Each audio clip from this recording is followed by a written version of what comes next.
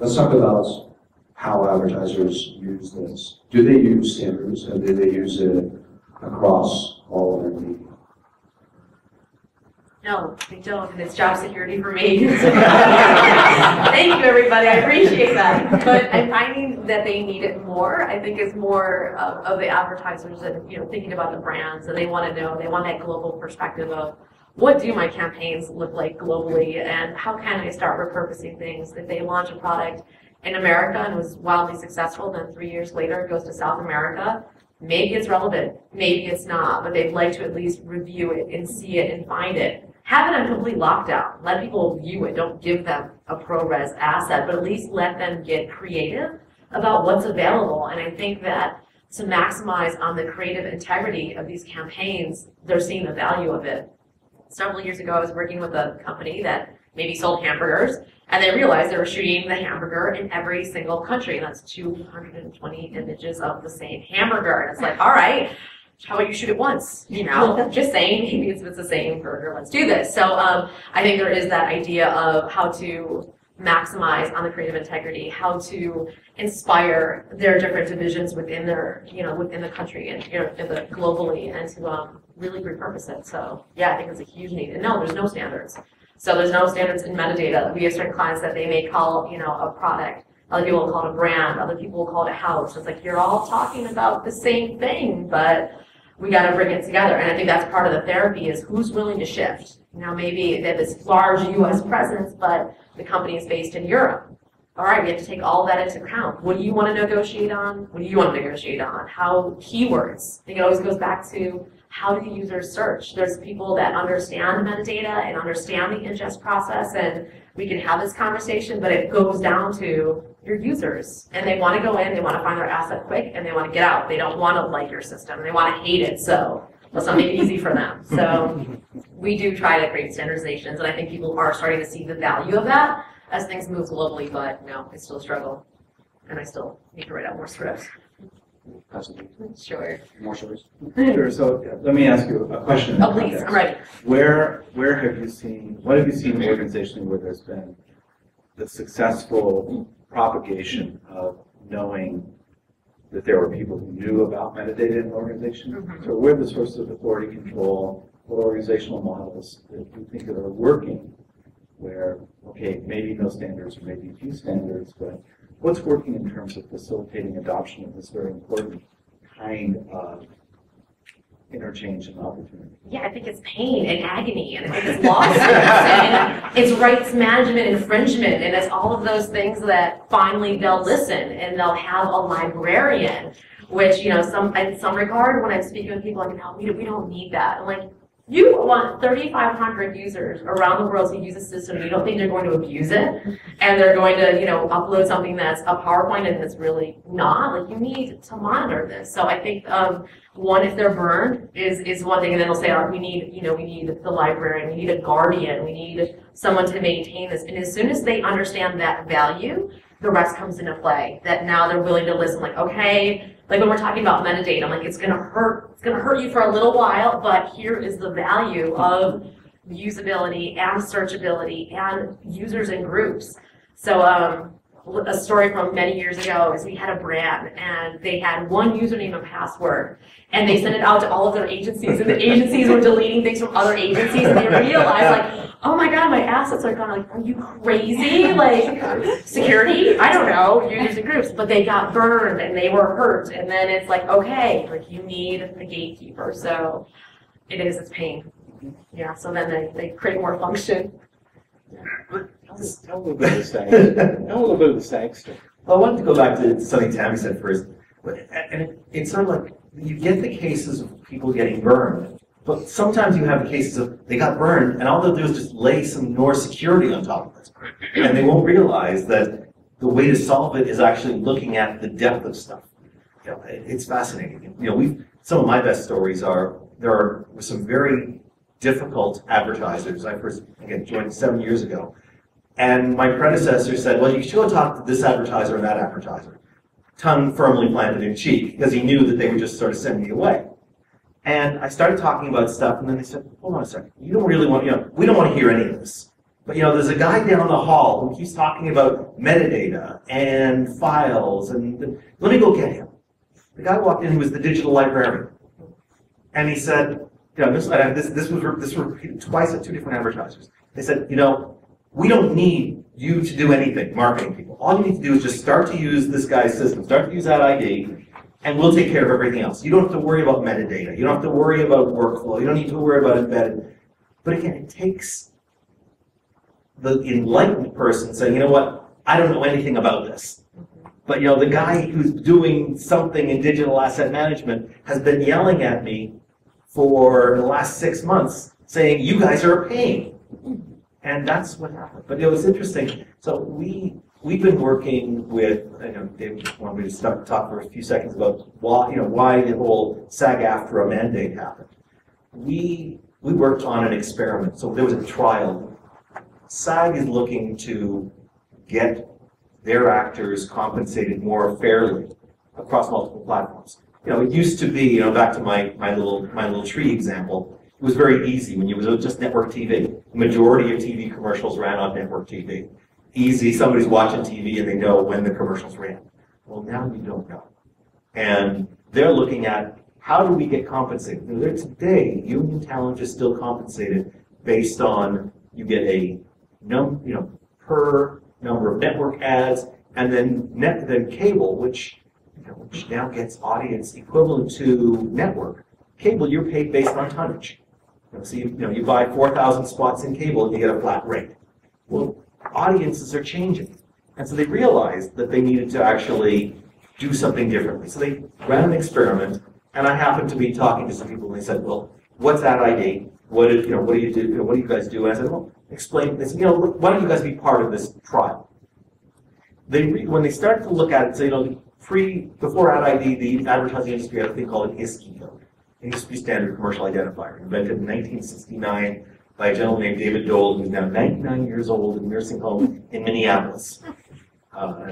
But Still getting royalties on this? no, he's not. and he made sure to tell me when I saw him last night, he's not getting royalties.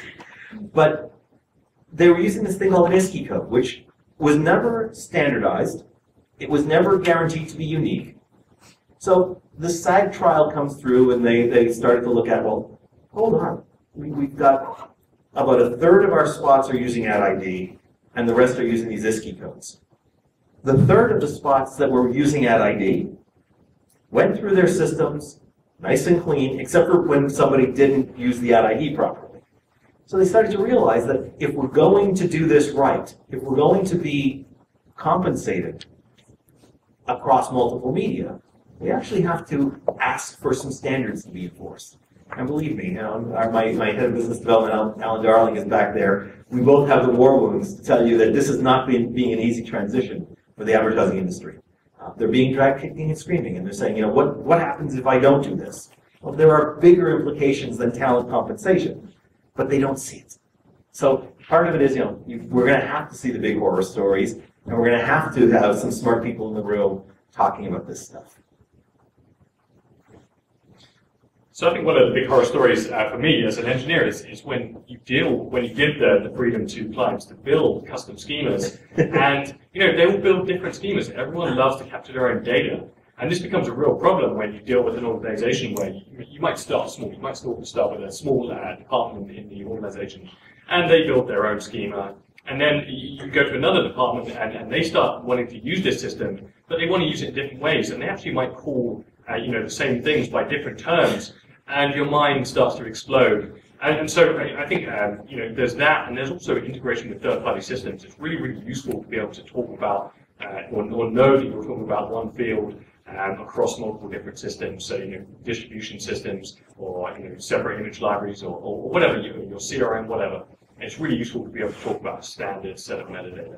So that makes me happy as an engineer, and I think that's one of the big benefits. Really.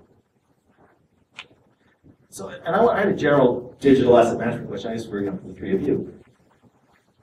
As I've been sort of wading into this space, there seems to be sort of this divergence of some people support embedded metadata, some look for metadata in a database. What's it going to take for the digital asset management space sort of coalesce around standards.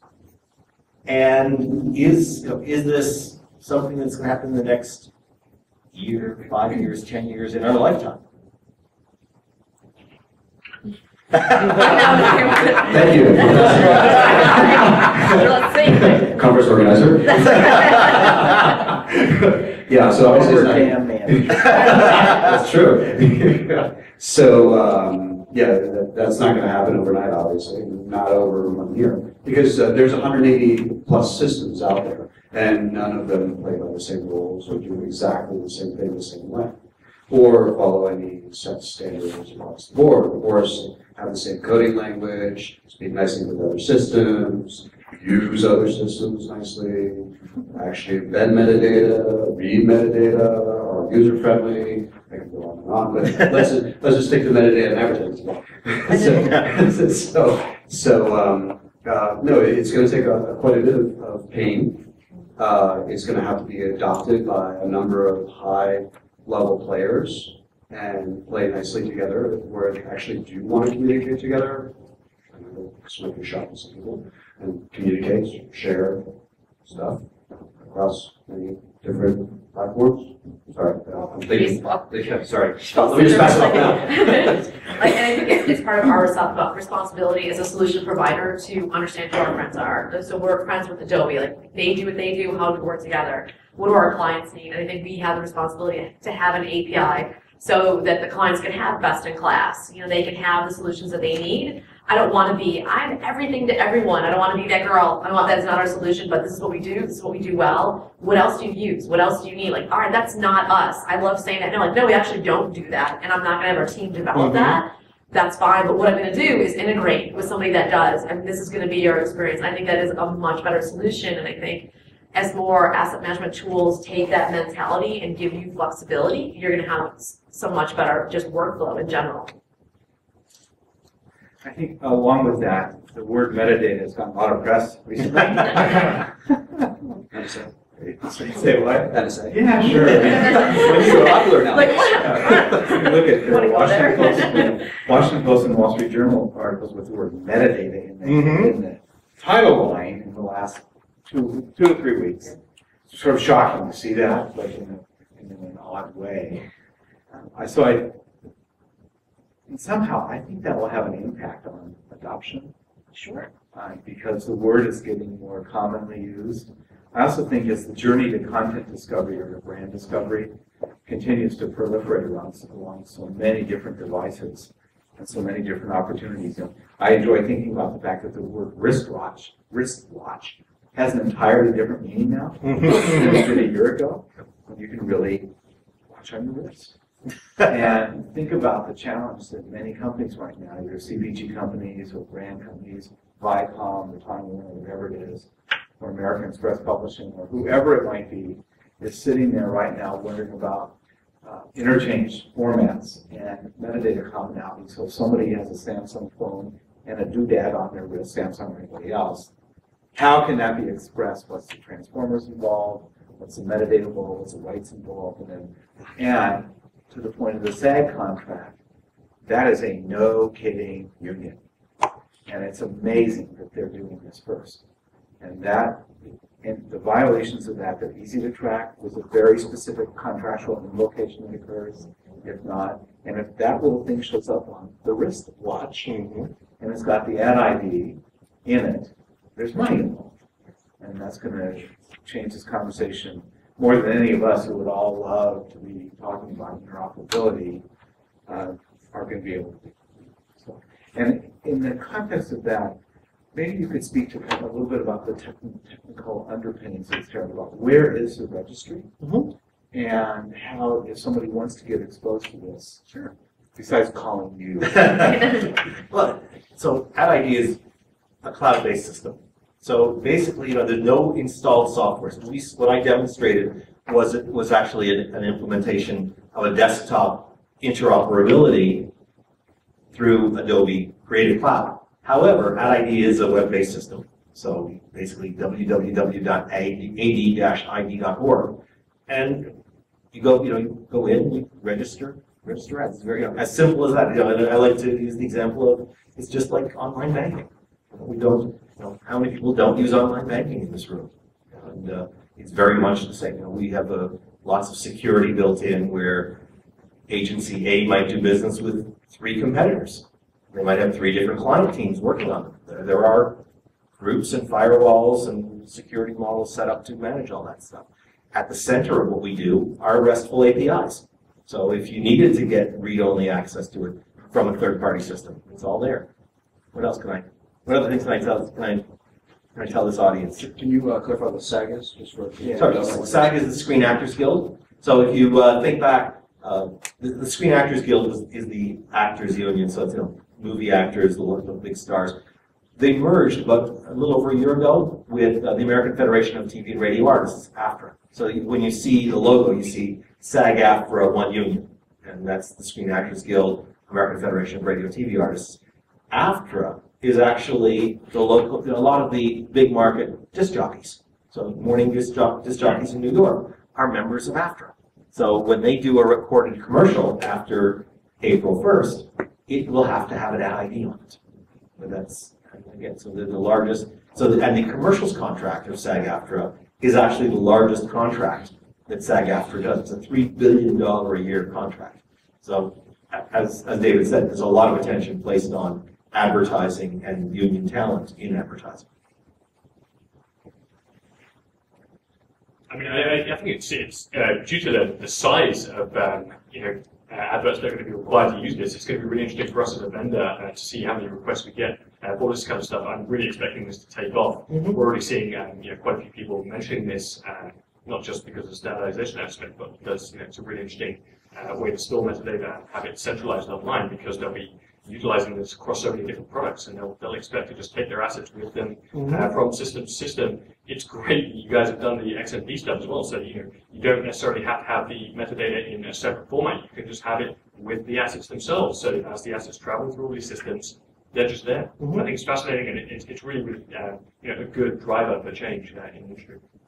One of the first things that we did about 7 years ago was where AdID was originally started. It was a project of the 4As, and really just less than 100 advertisers had signed up. It was the good corporate citizens who said, "Well, if the 4As is doing it, it must be okay." So we spent a lot of time with engineering organizations. AdID, the team at AdID does a lot of what we call triangulation. Engineering organizations, advertisers, agencies, their vendors, their measurement entities. All of a sudden, in the same ways we're sort of talking about here, everybody on the vendor side says, yeah, it's a good idea. What's interesting to me is SAG has been the first one to stand up and say it's required. In a lot of cases, broadcasters will say, you know what, we'll accept whatever you give us. We want to make sure that we get the buy next quarter or next year. So, we really like you to use that ID because it is a unique code. But if you don't, we'll figure out how to actually work around it. And it's fascinating. One of my favorite things is, we have a sort of collection of workarounds, stopgap solutions, and temporary fixes that have sort of started to break apart. And I had an example. I was at a broadcaster about 6 months ago, and they have this army of this wall of fax machines. Can you imagine today we still there are still things that are sent to broadcasters by fax. The faxes are the fax machines have now been turned into a fax server. There are people who now are going through and using OCR software to suck out information from those faxes. So, and those are instructions of how to run TV ads. Can you imagine how much more efficient that would be if they were using APIs? And so step by step, we've got to start to see this industry change. Part of the challenge, and I love to hear the interaction here, but part of the challenge is getting the marketing communications people to sort of realize that they're not at the center. They're at the center of their specialty. There are other supporting groups around them that they've in some ways devalued. I'm talking about taxonomists, librarians, metadata people who, in a marketing organization, tend to be the least valuable. So it'll be an interesting transition to see leadership roles being taken in those spaces, and some people in this room taking some of those roles. Dave, what are some of the horror stories that you've been able to sort of walk into where metadata's been bad or legacy data is not available? Well, I think that the confusion of semantic certainty, we call it, one person calls it a product master, another person calls it a product master and student collecting separate things. So the source of authoritative control. I think there is we have a long ways to go on the assertion of central authority for digital asset management. It's so often we'll find that DAM reports even to a chief marketing officer, which is fine, but it tends to be very parochial and to inherently limit, it almost creates a governor like one has on an engine on a mail truck or a UPS truck where it only goes 42 miles an hour. And having DAM report to its chief marketing officer is almost predictably a governor on its enterprise adoption. On the other hand, then where should DAM go? Should it go to a chief operating officer, or should it go to a CIO, should it go to a CFO, or to a chief digital officer? Does anybody in here have a chief digital officer in their organization? Well, it's still unusual, but I was hoping I'd see one hand, so I could call on you and have you talk. But I do think that the fractured nature of DAM deployment right now, and the rise in understanding of, boy, I manage all the insurance documents for my company art, and I've got that in some parochial system, it should be in the DAM system. But if I call the chief marketing officer and go, could you just take a few minutes and put all these pictures in there and take some video of the sculptures that we own? That's not my job. And we're stuck in a lot of this habituation. It's not my job. So I think that creates a lot of horror stories, if you will. Many of you are living or have lived through first and second generation DAM deployments, which have gotten a lot of the digital house in order. There's a long ways to go in making this really a house and not just getting a room in order. That's what we've really done, is gotten a lot of rooms in order. But the technologies that are here that are represented up in the room tonight, and that we are all familiar, or many of us are familiar with, are capable of managing the house. There's a lot of organizational adoption that needs to go on to facilitate that. Getting this conversation in the C-suite, how do we compensate people differently if they share their assets? And that's library number 2. And having this conversation, if I have a key performance indicator, a KPI, or an incentive, that if I get my assets over to you faster, then I get a bonus. If I get them slower, or I'm good about it, I don't. And there is rarely that Henrik and I ever walk into a meeting and we have a head of HR talking to us about compensation models for digital liquidity within an organization. That's going to be the NID equivalent of the SAG contract, which is either you share and get a bonus, right, or you don't. And these are still conversations that we're not having regularly enough in our field to facilitate enterprise deployment.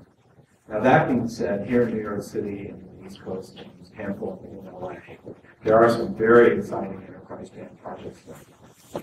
I would say none of them are done that I know about, and that's one of the things I actually love about the software and have since stumbling into it a while back, is that there's a persistence of adaptability if you work with DAM that should bring you just a lot of neat opportunity in your careers for many, many years, because this software does so many different things now than it did 5 years ago, and just wait, we're still in that lesson. So, what do you think are some of the stumbling blocks that you see that invoke the need for medication? Oh, well, I'm going to work backwards from where he went. In working with some of the clients, and they're working on a digital asset management project, they're like, wow, this is such a resume builder for people that haven't done it. Like, it truly is. Like, it is a different level of boondoggle that, it comes to the client side. Some things that I see from the agency side is that we work with a lot of global agencies, and they were sending drives between London and our New York office, and it was through tracking and billing. They're like, why are we spending so much on FedEx deliveries? Like, done, no more. You have a tool in place, you need to start using it. So it came through just tracking internally and looking at the systems and how are people using the system that they kind of put 2 and 2 together of no more of that. other agency antidote is that with every commercial that they shoot, there's outtakes. And now that they're storing them on our solution is now they can search back and say, all right, well, we use this was relevant for TV and that's great, but we can actually repurpose some of this and we can do an internal communication piece. You know, we have the actor, let's get a digital piece together. They may not need it now, but they know they will need it in the future, and now that they can find it and they tag it, and it's private, they don't want their client to see it, so the client only sees like 5% of their, you know, their account, but internally, they're really maximizing on shoots and productivity. So I think just from best practices are some things that I'm seeing, and it's the people that get it. You know, they get it and they're using it and they're expanding it, and that's kind of driving how we manage our users and groups and our privileges and how do we open it up. So I think it's a little driven by both, that we are the voice of reason, but we need to evolve as our clients evolve and what their needs are. So that part has been an interesting journey. Yeah, I'd say reason and tagging. Yes. I mean, what a key word right there. Let no one leave this room unconvinced about that.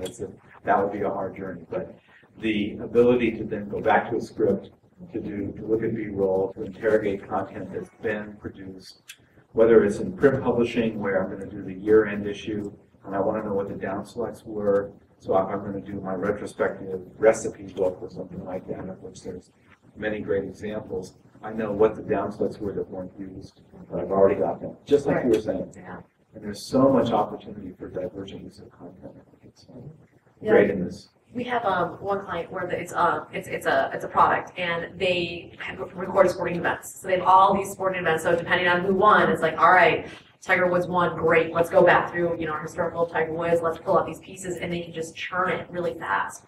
I think I've also been really impressed with the commercials during Management, that they are pulling these commercials, you know, from way back when that's totally relevant. It's like they have a librarian, they have a tool, they were able to find things from, you know, 50s, 60s, whatever it was, and they put it on air, and it's brilliant. I think it's a great use, and I would put money that there's definitely a tool in place. Otherwise, like, all right, well, we had this ad agency, and they use that edit house, and they're in a box in New Jersey, and that's the process. Like, how do you find an asset from before? It's just, we hear it all the time, like, where are your assets? Like, in a warehouse in New Jersey. Like, that's great, okay, let's work on that. Let's digitize those things, but. So there's lots of different kinds of ads. There's obviously print, that's not you. There's obviously TV, there's radio. Now there's mobile and web, obviously. And now there's other things that are coming out. What are those challenges, and how do you guys scale? How do your clients scale to handle all those new types of media? The things that are coming out that you're wearables, that ping you when you're on aisle 15 of store X with a coupon because your blood sugar's low, or because you said you like blah, blah, blah brands on Facebook or other social media networks, and you happen to be walking by and it's like, ooh, I'm not going to touch it today, but oh, I just got a coupon, and maybe I will. How do they handle that nowadays in the advertising market? Do you want to start that one, Steve, or should we move on? I mean, I don't have too much experience, but I would say it's certainly very different. I mean, yeah, I'm terribly interested in where the digital space is going to go. I mean, you know, as an asset management platform, we're certainly storing new types of digital assets, but I mean, more from a workflow perspective, the digital workflow in terms of, you know, actually producing this stuff, improving this stuff, getting it out there, and distributing it is an entirely different world from the broadcast world and traditional print world, which we're used to. You know, whilst I guess we haven't gone too far down this path, this is something that we're going to be looking at for the next year. It's tremendously important, and I think there's lots and lots of opportunities for integration of systems and you know, efficiencies. One of the things I guess that I'm most interested in is metrics and tracking.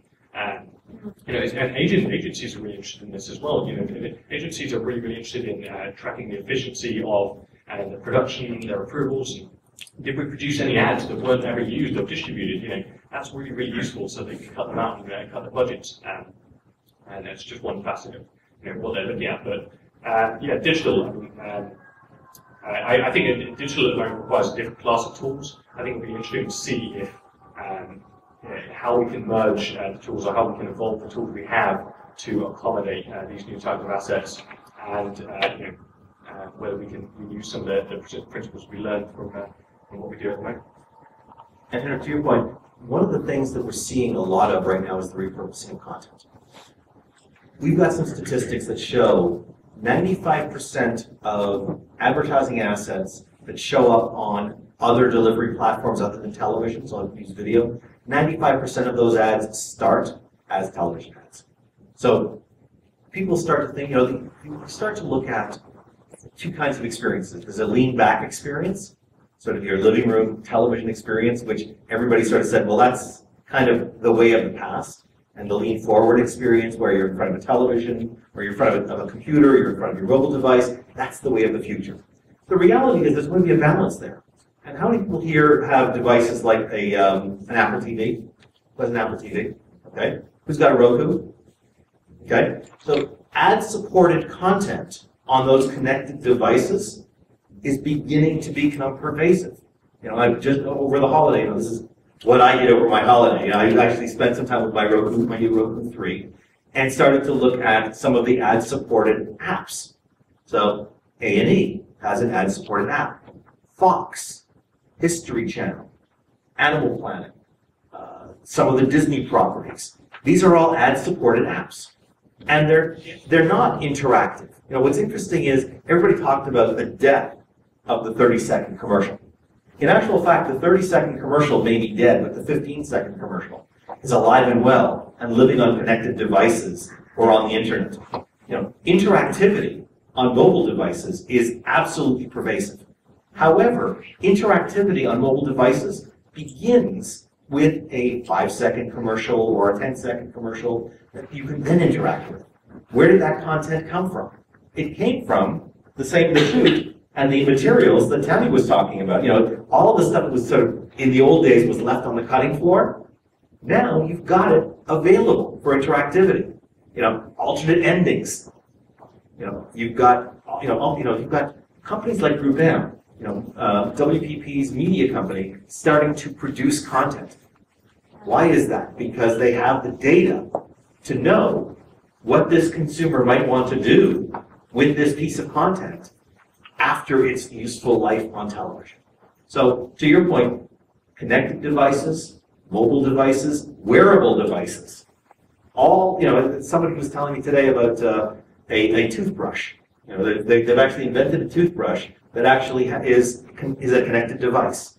It actually, if you register, or your dentist gives you your toothbrush, register it, it will send your dentist when you brush your teeth. When the dentist asks you, did you brush your teeth every day? No, you missed a few days, you see? But connected devices. So you do that with floss. Can you imagine? But the big thing, so everybody, we've got a lot of people down at the Consumer Electronics Show right now. CES is going to be all about connected devices, wearable tech, connected devices, mobile devices, and at the end of the day, the consumer is beginning to realize, how many people here use Netflix? Okay. How many people here use Hulu Plus? Okay. Those of you who use Netflix, are you starting to feel like some of the content that you used to get on Netflix sort of intuitively isn't there anymore?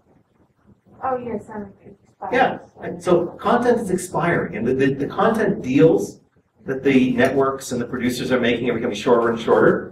And you're seeing more and more of that content. Those of you raise your hands for Hulu and Hulu Plus, you're going to start seeing more of that content. Why? Because it's a hybrid model. It is not just consumer pays, it's consumer pays plus ad support. So the idea is, the more, think about it, so you've got Amazon, who has got, wonderful algorithms for content. They'll apply those same algorithms to ads. And all of a sudden, those ads that you thought were intrusive become a little bit more palatable because they're ads that you want to see, or they're ads based on things that you've purchased in the Amazon cloud, or things that you've done in various other things. So, to your point, Henrik, this is how it sort of starts to permeate our ecosystem, and we start to see, dynamically served ads. And we start to see that served based on metadata rather than just random, linear television these days. You're watching whatever ad the network sold into that spot because it is broadcast. I come out of the world of WPP and out of the world of Ogilvy and Mather. David Ogilvy said, one-to-one marketing is his best defense and secret weapon. Guess what? we're back to dynamically served direct response, one-on-one marketing that all of a sudden becomes affordable, even for the smallest of small advertisers, because the value of it on a connected device, on a mobile device, on a wearable device becomes worthwhile because you can target the consumer that you really want to target rather than a broad audience. So I think along with that diversity, a question I'd be curious about with that idea that I don't think we talked about. So there are a number of brand companies in the room here, some of whom are in the services business, whether it's manufacturer of globally recognized software, some of whom are cosmetic manufacturers here. So many brand companies today are beginning to use content assets to assert brand. Everybody knows the story of the guy who jumped out of the airplane with the parachute, right? Who was that? He pretended that his kid was in the parachute. No, the guy who jumped out of the parachute like 19 miles up in the sky. Red Bull. The Red Bull. Oh, the Red Bull. I'm sorry. What is Red Bull? It's a little fizzy yellow drink in a can. But the permeation, the capacity that what they've accomplished in terms of brand identity through radical sports, or through extreme sports, is fascinating. So, what's the role of ad ID when brand companies are using video or using content to assert brand identity? Product placement. Impressions. No, seriously. Product placement is something that we haven't really, we haven't even gotten to the idea of how do you standardize the marketing of product placement. And these kind of, it's interesting when you think about 15-second and 30-second commercials that are not all identified by unique identification and description. Getting into the sort of those subsections are sort of great ideas, and probably very easy to do when you get the right people in the, sort of with the right mindset in the room. The industry hasn't even started to have those conversations. It's interesting in that the way that you measure a product placement, like the Red Bull dropping out of from the parachute, people are still saying that got picked up in X, Y, and Z media outlet, and there's lots of projections that are going on there. So clearly, it's a market for ad ID, but it's even more of a reason why we have to start to get into what I call what I and everybody else calls crawl, walk, run, and that's really in a sprint. Once you get down to the atomic components, then you start to say, well, can we identify them? Could that be a Coke can in a video game? Well, yeah. Have an embedded ID in it that would track.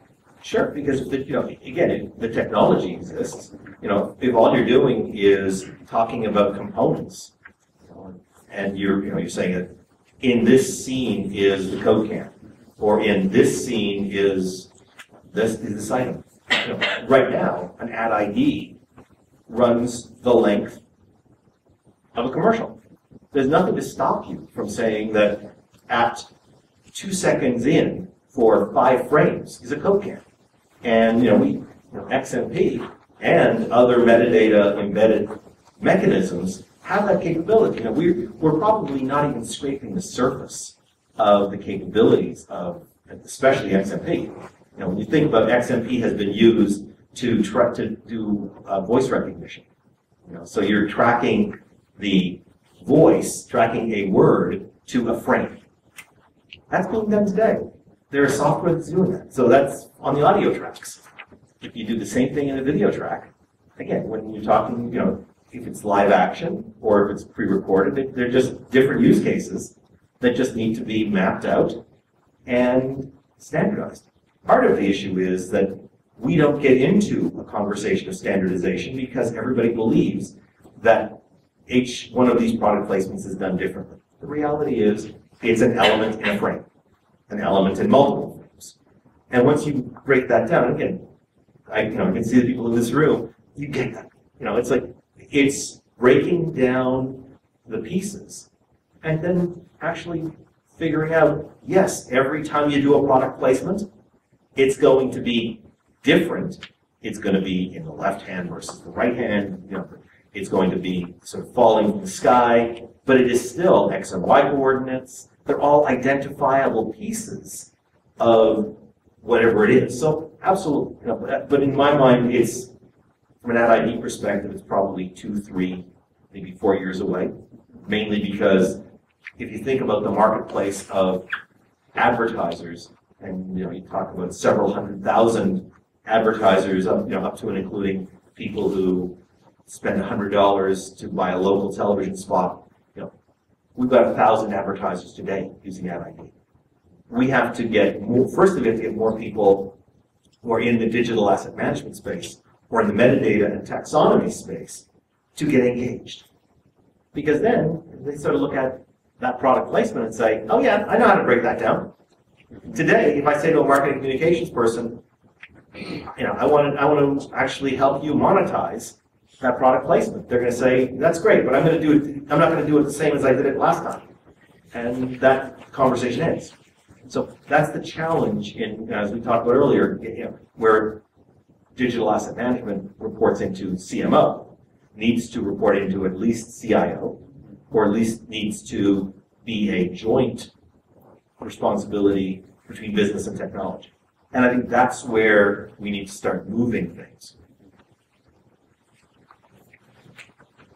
So we're going to do one more question, and then we're going to take some audience questions. So if there is something. I want to end it with one question as far as what's the most amazing use of in the advertising world of DAM and metadata that you've seen implemented, if possible. Think of within your clients, whether you can reveal the name of the client or not, or just the idea of what they had. The one I want to introduce was, I can't name the client necessarily, but I got the privilege of working on it where it's using the metadata and having the value of that metadata report back to an advertiser how many eyeballs and how many people have seen that, and be able to measure, literally measure all of it back to using ID and several other standards together in analytics, so that whether it's a personalized ad or 1,000 impressions on mobile device or print ad or whatever it happens to be, you already have those metrics coming back to you within a reasonable time frame. And so you can know, are these placed correctly or not? That's the most amazing thing that I've seen in the ad world done. What about you guys? I agree. I think the metrics is amazing, but I think repurposing when an ad agency, they're paid to create something creative. That is what they should do. They don't need to do post-production. They don't need to do distribution. They don't need to do other things, but come up with brilliant creative. And to watch how that morphs and how that creative integrity is maintained globally, I think is been a really powerful thing. So I think those two combinations is great. Yeah, I'd say pretty similar. Dynamic fulfillment, and then of course the measurement of what a great story that is. Being able to actually do that, but being able to have, if it's the kind of the jet stream of social media going over an organization, and a product name is uttered or a video is elicited, that the asset stores can dynamically respond to that. So somebody wants to, oh, what's the music I heard on that ad, or something like that, and that the digital house is in that degree of order. I'm going to let you do that, and I'll finish off. Yeah, so I don't have too much experience, conflict with experience, but I have been speaking with a guy who runs a major sports website, and it's one of the top 50 most visited websites in the world. And he was talking about how there are companies like Comscore and Podcast that can measure demographics within media websites. And I think it'll be fascinating to see the feedback loops between the stats that media publishers are getting, and bearing in mind that journalism is kind of being reinvented right now. And there's a motivation there to analyze your demographics and to maximize certain ones like gender imbalances or age imbalances, and how that plays back into advertisers and how they gain big media takeovers or banner advertisements. I think that's going to be really interesting to see that interplay. Then I'm going to give you. Yeah. So one other anecdote that I think is it kind of fits with that, but it didn't have the measurement. Maybe it had measurement because I just didn't get to see it. It's an agency, it's British based actually, that uses monitoring technology to display different videos dynamically depending on how long one is waiting in line. At a bank, at an amusement park, in some other kind of store setting. Very, very clever. And it would invoke different brand videos that the agency had queued, and it literally was the monitors were watching. It's been 10 minutes to wait to see somebody, and then one starts to relax one mind and think about that, and there's a lot of interesting uses for that. That's another one that I really roll my eyeballs at. So two stories come to my mind. One is second screen experiences. So have you ever used applications like Vigil? Who's here has used Vigil? Okay. Or Into Now. Okay. Okay. Or things like Shazam. Xenon. When you start, again, those are things that are always seen as niche, but there's some really cool stuff. You know, it's like synchronizing what is on your television with what is on your mobile device. Again, a more robust asset identification and standard mechanisms can make those things scale, and all of a sudden the possibilities are limitless. That's the one thing. The most interesting use of content identification that I've heard has come from a cable operator, and I can't publicly say who the cable operator is, but how many people here use their DVRs? Okay. How many people's DVRs are actually in the cloud? Okay. So obviously not a lot of people using that are on Cablevision or Comcast. But so Cablevision has moved all of their DVR out to the cloud, and Comcast is going to do the same thing.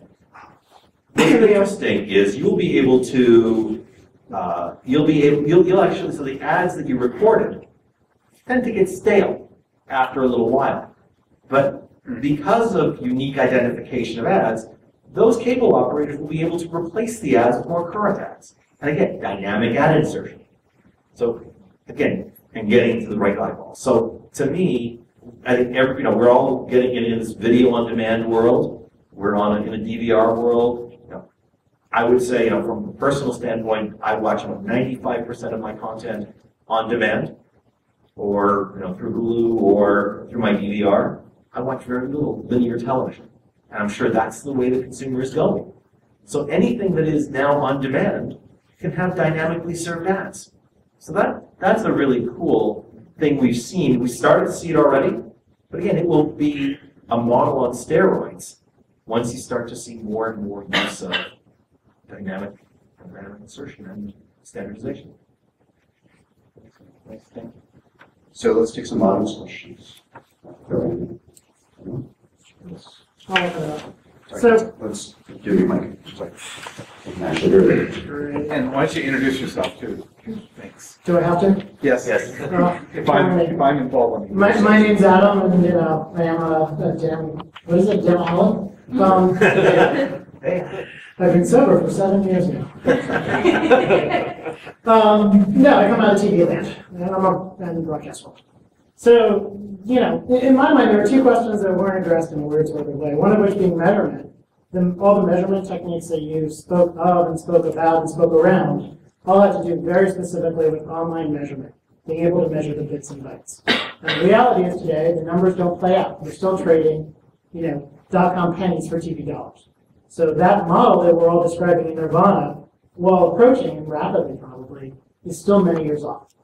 If you look at the numbers, one internet piece could garner the numbers of an Oscars or an Emmys or Monday Night Football or Super Bowl. The numbers don't work out quite that well. But playing the model out, how do you measure that? Which is kind of still interesting. The second aspect of it that I think we might have glossed over a little bit is how do we get this to be adopted easily? Everyone's talking about the C levels and this and that and, incentivization and all these other models, but the reality is it has to come down to the guy doing it. Someone's got to stick that number on there. And it still seems to me that there's an onerous process to get that number associated with a piece of media. And I think part of the conversation, the question back is, besides the measurement, how do we interject the required metadata, if you will, to use the buzzword of the day, at the inception of the media? How do we get that tagged early, not later? So that you don't need a librarian, and so that you don't need somebody to go back and fix the metadata. Because we're very quickly running into a Diva situation here. And that's going to kill us all. So I'll partially address the secondary question. I'll pass the other one on to the panel if they want. So that's partially based on incentives that David was talking about. Is back to the HR conversation is how do you give a bonus or how do you incentivize at the request period to get that information into the app? Like, what do they request in the first place? What is that? What is it? Well, Tagging it my with bigger that. question is how do you get the artist to put it on there? Forget Well- all this. How do you get the guy shooting the Do film? you really want them to do that? In a standard way? Yep. Yes, Yes. in a perfect The world, answer- the answer is in a perfect yes, world you do, absolutely. but will they actually do it? The chances are very, very rare. Yeah. Please. And actually, to your point, the challenge isn't necessarily getting the identification registered. It's getting it associated. Because we've learned in the workflow, those people who are using ad ID are already registering at the time, right after creative development of the ad. It's the challenge of getting it associated with the asset. And that's where smart companies like Deluxe and Zonza and other digital asset management places come in, and the post-production facilities. Because at the end of the day, today, we're actually manually creating a slate. So the slate is a JPEG image that sits at the front of the ad. That JPEG image is just an image. Changing that to a digital slate based on the information that was registered earlier on, and earlier in the workflow, as early as you talk about, that's actually not as challenging. It's just a matter of getting the technology out there, getting the software integrators to do it. It isn't a user problem. It's a downstream ecosystem problem. So that's work that we're doing with the industry. It's work that these kinds of forums will help with. So I think that you'll see a lot more available in the downstream, even of the stuff that already is registered. But I also want to talk about the ease of use. I've taken the position when we rebuilt the Ad ID platform about a year ago, and we made sure that we were using contemporary technologies. Everything in our system is RESTful APIs. So our hope is 5 to 10 years from now, maybe even 4 or 5 years from now, that less and less people are using our UI and using our APIs from their own systems. And we're capable of doing that today. I actually worked with one of the camera manufacturers, and forgotten the name of it now, but they actually have RESTful APIs that connect mobile devices to their cameras, sending metadata from a mobile device to the camera. It's very easy for them to just say, well, just take a RESTful API and call back data from Ad ID. So it's the technology all exists. It's a matter of, in some ways, it's the triggers, like the SAG-AFTRA trigger, like broadcasters starting to realize that if we ask for it, the value is sort of built in by just by a broadcaster saying, how did the UPC code become as pervasive as it is? Walmart and Target and Sears said, if you want to send something to me, it's got to have a UPC code on it. The cost of the UPC code actually paid for itself in the efficiencies in those marketplaces. I think in a lot of ways, and I've said this at a bunch of broadcaster events, the broadcast industry or the cross-platform media industry actually has to grow there and start to say, in order for us to do all of the cross-platform things that we want to do, we need this. To one of the other points, agencies are actually realizing faster than you think that cross-platform, digital pennies for broadcast dollars isn't the conversation anymore. Because if you start to think about connected devices as they become more prevalent are going to become a bigger factor. And the media agencies, and what's interesting is the creative agencies are not the ones leading this charge. It's the media agencies. And when a media agency stands up and appoints a person as a director of addressable media, this doesn't live inside of a silo. This lives across silos. And so there is hope here for that kind of thing coming from the agency side. So the agencies aren't looking at the silos as much as they used to. But they still are. We need to help them get out of those silos. But I'm intrigued, the conversation hasn't brought up the words digital watermarking of any sort. It's kind of an interesting, you talk about technology to track the code. Well, the technology is great in discussion, but not so great in real application. And the challenge there is, why aren't we having a larger conversation about the measurement side? If you look at Nielsen changing C to C+3, contemplating C+7, arguing on C+30, wow, in a year we've taken the industry from something watched immediately to something watched now plus 3 days to something watched this week. I mean, it's an interesting conversation of how do you apply AdID in a broader spectrum at an easier interaction point. So without getting into, without spending the next 45 minutes addressing that question. We'll go out for dinner. What's fascinating, so been working the last 6 months with the Society of Motion Picture and Television Engineers and the Coalition for Innovation in Media Measurement. Just pause for a second. Think about this. Engineers and measurement people talking to each other. Very dangerous conversation. And they're actually talking about the idea of open identification. Not without predisposing a solution. Open identification. So is it a watermark? Is it a fingerprint? Is it metadata moving along a metadata subchannel? What an awesome idea. We already have metadata traveling. In the broadcast spectrum, we actually have metadata traveling in the open spectrum with closed captions. And by the way, the only thing in the broadcast spectrum that is a must carry is captions. And by the way, there are 4 channels of captions that are must carry. Only one of those channels are used right now. Reason for thought. There is an RFI, so anybody who knows anybody who's in the watermarking or content marking space, there is an RFI that just got released by the Society of Motion Picture and Television Engineers relating to this open marking of content. Not just ad content, but of all content, entertainment content. So long form, episodic, sporting, news. So these are, again, across platforms. So these are conversations that are being enabled by the standard setting organization. So AdID works on ads.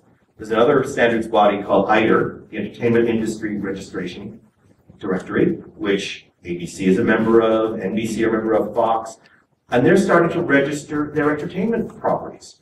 And they're starting to advocate embedded metadata so that, again, when I went through my slides, the 3 stages of process: register, operationalize, and embed. So once you've operationalized, you've done, the asset has its metadata embedded inside of it.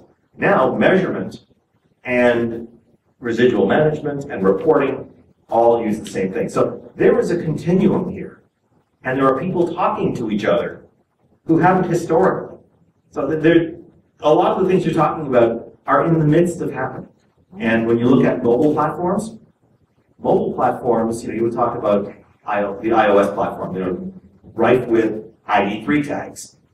All you got to do is pick one. It's in find an ID3 tag, make it standardized. Take the XMP and stick it into an ID3 tag. Very easy. These are technologies. How many people here are familiar with the concept of transcoding, content transcoding?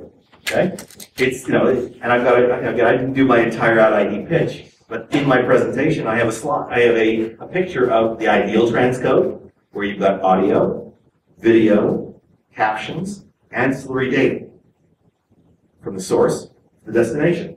In reality, what we really have is audio, video, sometimes the captioning, sometimes the ancillary data, depends on the platform, depends on the source. When we start to think about those transcoding decisions, if you make good transcoding decisions, you could actually save a lot of money. We've actually done some back-of-the-napkin math. If we actually were to adopt good standards and practices in the advertising space, we could save somewhere around $2 billion a year. And the MPAs have that working group in process for 2 years to get a MES format. Well, it's an interesting conversation. And again, okay. Yeah, another question. Yeah, no, and mezzanine formats is something that, again, North American Broadcasters Association just just announced a task force that includes NBC, ABC, CBS. So again, these are all good conversations, and I think we'll see some stuff happening between now and NAB. And also there's the concept of pre-tagging assets, where it might take a while to create the asset. So why not tag it before it's created, as long as you know it's going to exist. Yeah. So they do that in the movie industry. And we do it in the advertising industry as well. Exactly. Yeah. So and again, it happens right after. So asset registration, we've actually tracked it. Asset registration actually happens right after creative development. So before you've actually even gone out on the shoot, if you know you're going to produce 3 30s and a 50 and a 15 and so on, they'll actually pre-register them and then change the registrations after the fact. And up to the point of slating, you can do that. And so we've got workflow studies that agencies do that. We have a bunch of agencies that are already doing that. And back to the value part of that, if they don't tag it, it doesn't sell. That's a big value incentive because then people get fired really, really fast. And it don't make sense. One last question. Just to close, I'm interested in your thoughts about programmatic media buying. Because that's much talked about. So platforms such as Do Media is just one of many. Okay, I guess. Well, again, programmatic media buying goes back to what I talked about, one-to-one communications. As far as the more you can personalize, the more valuable advertising is. So when you talk about programmatic media buying, there have been announcements over the last few weeks from all of the major media holding companies about programmatic media buying transitioning not just to being an online platform or for online banners, talking about using it for online video, and actually even offline billboards, digital out of home, and it's all types of ads. Yeah. You go to Do Media, Yeah. just do an RFP, Yeah. you can get any type of ads, so Sure. bus ads, subway ads, Sure. airport ads. Yeah. So there's no question that programmatic media buying has its place. It certainly is not going to be in next 12 months or 18 months going to be the dominant way of media buying, but it certainly is becoming more and more. And we'll see it. We're seeing it happen, and it's a good trend. Well, thank you so much for coming. It was an interesting conversation. I'm sure we'll continue offline. Thanks again, and we'll see you next time.